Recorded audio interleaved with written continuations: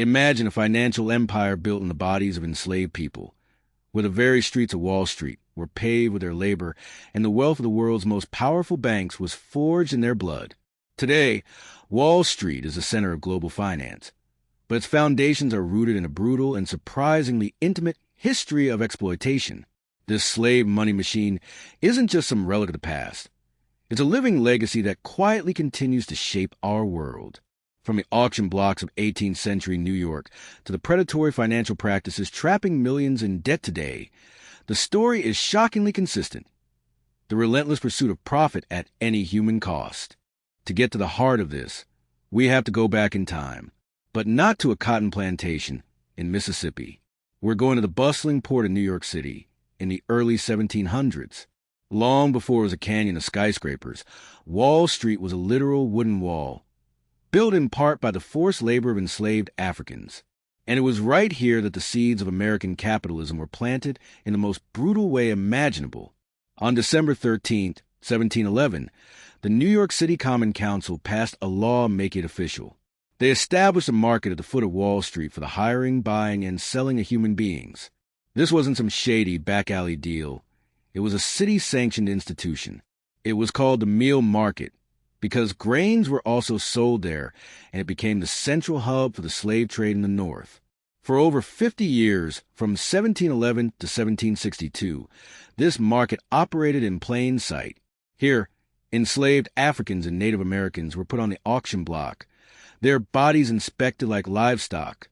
Families were ripped apart, sold to the highest bidder to work in the homes and on the docks of New York's rising merchant class.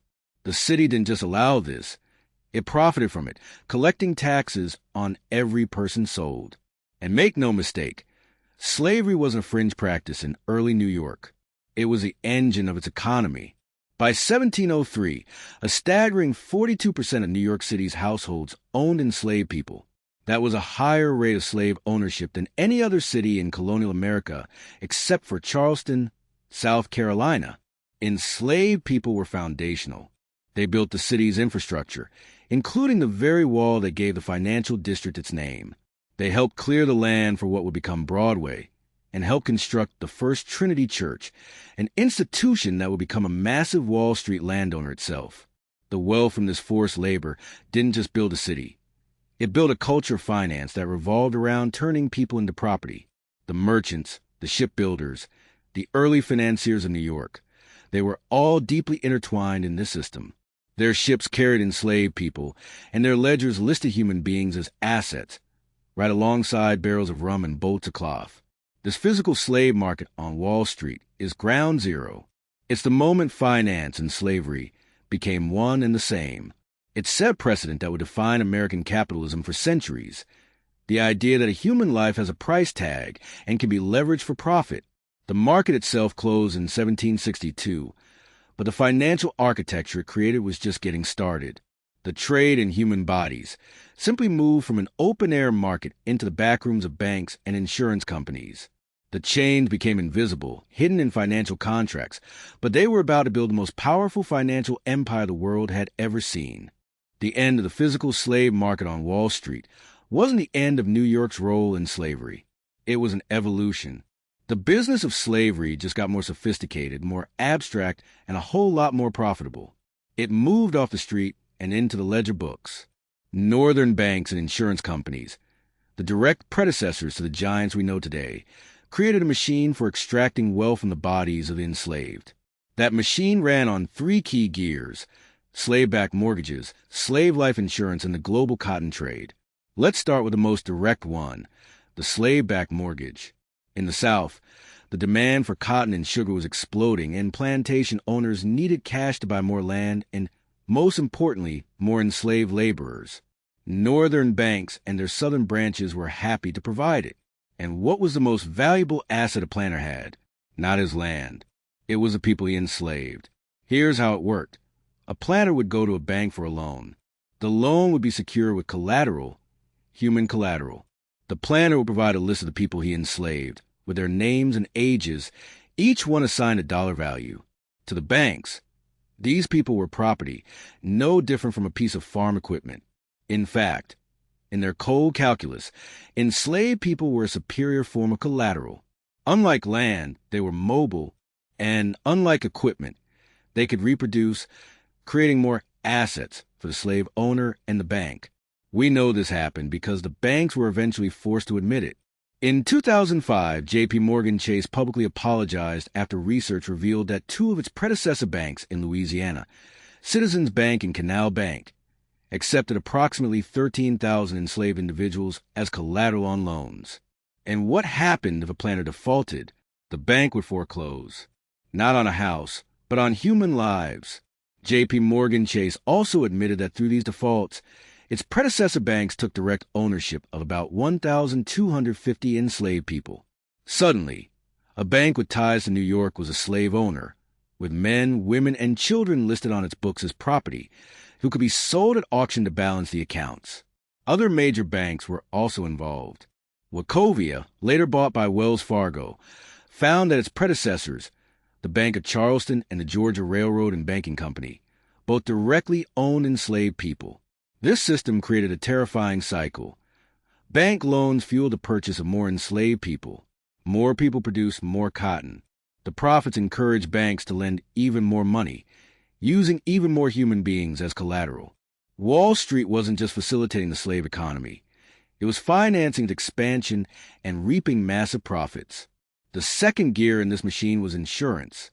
If you can get a mortgage on a person, you can also insure them. Companies like New York Life, Aetna, and U.S. Life pioneered selling life insurance policies on enslaved people. These policies weren't for the enslaved person's family. They were for the slave owner. An owner could buy a policy that would pay out if the person he enslaved died, which was common for those forced into dangerous jobs on steamboats or in mines. It was a simple business calculation. The policy protected the owner's investment. If an enslaved person died, the owner got a check from an insurance company in New York or Hartford.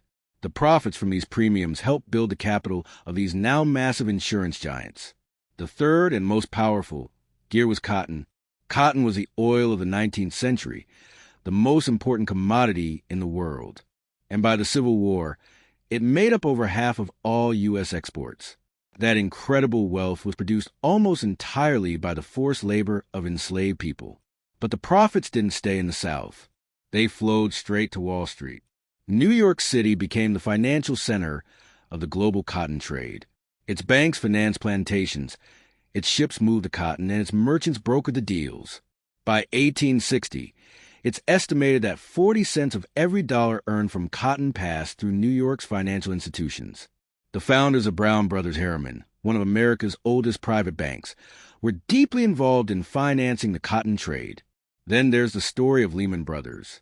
It didn't start on Wall Street, but as a small dry goods store in Montgomery, Alabama, around 1850. The Lehman Brothers quickly realized the real money was in cotton, becoming brokers for slave-picked crops. In 2003, the company formally admitted that its founders had owned enslaved people. The profits from this trade were the seed money that allowed them to move to New York, help establish the New York Cotton Exchange, and build a global investment bank that lasted over 150 years. Even personal fortunes were laundered through the system. Stephen Duncan, one of the wealthiest planters in the nation, enslaved over 2,200 people on his Mississippi plantations. He used a Wall Street banker to sell his cotton and invest the profits into northern stocks and Manhattan real estate. When the Civil War ended the Southern economy, Duncan's fortune was safe, a testament to how the slave money machine had already moved its wealth into the supposedly free North. Mortgages, insurance, cotton. These were the gears of a financial system that wasn't just complicit in slavery. It depended on it. On the eve of the Civil War, the total value of enslaved people was estimated to be more than the value of all the railroads, factories, and banks in the United States combined. It was the single largest financial asset in the country, and Wall Street had built the machine to turn it into cash. The Civil War ended chattel slavery, but it didn't shut down the financial machine built on it. The fortunes made from slave-backed mortgages and the cotton trade didn't disappear. That wealth was already laundered and reinvested, forming the capital for banks, insurance companies, and industries of the North. The economic logic of the machine, extracting profit from the vulnerable by turning their lives into financial instruments, endured. It just adapted. This is the most critical part of the story. The legacy of slavery isn't a historical footnote. It's a living reality that shapes our financial world and directly contributes to the massive racial wealth gap that exists today. Let's look at that wealth gap. At emancipation in 1865, African Americans, as a people, owned virtually nothing after 250 years of their labor being stolen. The promise of 40 acres and a mule was quickly replaced by sharecropping, Jim Crow laws, and decades of discrimination in housing and lending. Today, the median household wealth for a white family in America is many times that of a black family. That isn't an accident. It's the direct result of a system that gave one group an incalculable head start built on the theft of another's freedom and labor. But the legacy goes deeper. The mindset of the slave money machine echoes in the predatory financial products that target low-income communities, especially communities of color, right now. Consider the buy now, pay later economy. Wall Street-backed companies offer seemingly simple installment plans for everything. For people who can't afford things outright, it feels like a lifeline, but it's often a trap with hidden fees and high penalties for falling behind. A growing number of Americans are using these services for essentials, with one recent survey finding that a quarter of BNPL users have paid for groceries this way. It's the financialization of daily survival, extracting wealth from financial instability. This is spreading everywhere. Your landlord might offer a loan to cover rent.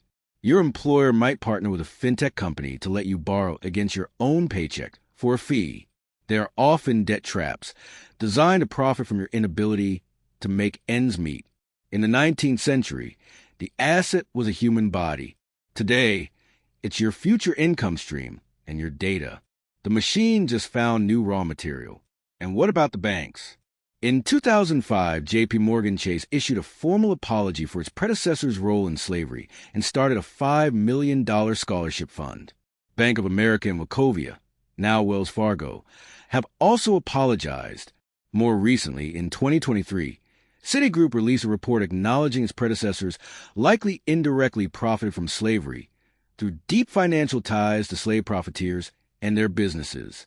But for many, these apologies and modest gestures feel hollow. Critics see them as crisis management, not meaningful repair. The wealth generated from stolen labor is measured in the trillions. A few $1 million in scholarships, they argue, is a tragically inadequate response. The call for reparations is a direct response to this history. It's the argument that an apology without repair is meaningless and that the economic gap created by slavery can't be closed when the starting line was set back by centuries of institutional theft.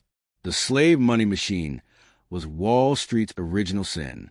Its legacy isn't just in archives. It's in the persistent gap between black and white wealth, and in the predatory loan that traps a family in debt. The shadow of the auction block still stretches into the 21st century, falling darkest across the very communities whose ancestors were fed into the machine. This history is uncomfortable, but it's essential. We can't understand our world today without facing the truths of our past. The story of Wall Street is one of incredible ambition, but it's also one of brutal exploitation. The two are woven together. If this story opened your eyes and you believe this history needs to be heard, please hit the like button and share this video. Sharing is one of the most powerful ways to fight the erasure of these facts. And to keep exploring the hidden histories that shape our world, make sure to subscribe and turn on notifications. We have many more stories like this one to tell. So, how did slavery build America's richest banks? It wasn't an accident. It was the business model. It began on the streets of New York, where an official market turned people into commodities. From there it evolved. It became the business of slave-backed mortgages, where predecessors to JPMorgan Chase used 13,000 human beings as collateral, taking ownership of over 1,000 of them. It became the business of slave life insurance, where companies like Aetna and New York Life sold policies to protect the slave owner's investment. And most of all, it was a business of cotton. The wealth from millions of enslaved people flowed directly into Wall Street's coffers, capitalizing firms like Lehman Brothers and turning them into global powerhouses. Enslaved people were the single largest financial asset in the United States, and Wall Street built the engine to monetize them.